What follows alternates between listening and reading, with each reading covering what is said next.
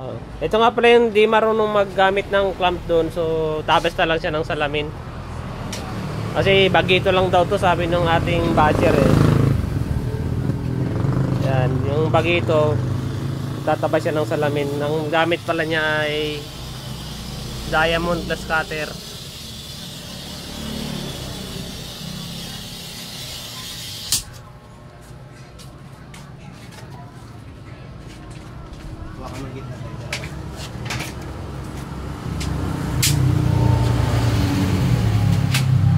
Yun. Perfect. Dito ka pala doy magaling sa pagtabas ng ano, salamin. Minsan. Minsan lang.